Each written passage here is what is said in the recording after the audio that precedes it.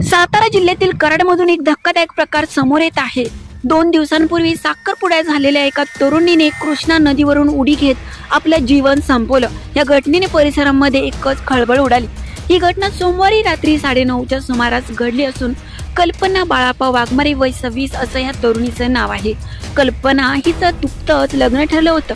2 दिवसांपूर्वी तिचा साखरपुडा झाला होता, मात्र लग्नापूर्वीच तिने आपलं जीवन संपवलं आणि टोकाचं पाऊल घेतलं।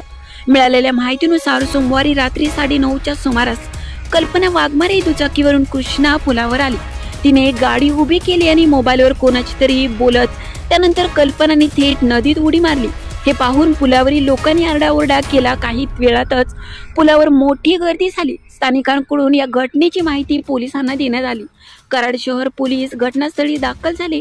पोलिसांनी तपास सुरू केला असता पुलावर तरुणीची दुचाकी आणि बॅग सापडली। घटनेची माहिती मिळाल्यानंतर तरुणीशी लग्न ठरलेला मुलगा सुद्धा घटनास्थळी पोहोचला। तसंच कल्पनाचे कुटुंबीय आणि नातेवाईक सुद्धा तिथे आले। पोलिसांनी तरुणीची बॅग आणि त्यातील साहित्य दाखवल्यानंतर कुटुंबियांना तिची ओळख पटली। कल्पनानेच नदीत उडी मारल्याचं स्पष्ट झालं असं पोलिसांनी सांगितलं। आपल्या मुलीने टोकाचं पाऊल उचलल्याचं समजताच तरुणीच्या आईने एकच हांबरड्या फोडला। तसंच वडिलांनाही जबर धक्का बसला। आईसाठी हा धक्का इतका मोठा होता की नातेवाईकांनी धीर देत तरुणीच्या आईला थेट रुग्णालयात दाखल केलं।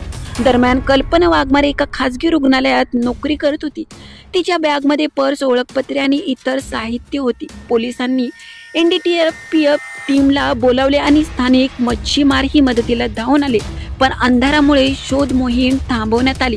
आज सकाळी पुन्हा तिचा शोध घेण्यात आला, मात्र कल्पनाचं लग्न काही दिवसांवर आलं असताना तिने एवढा टोकाचा निर्णय का घेतला याचा तपास पोलीस करत आहेत।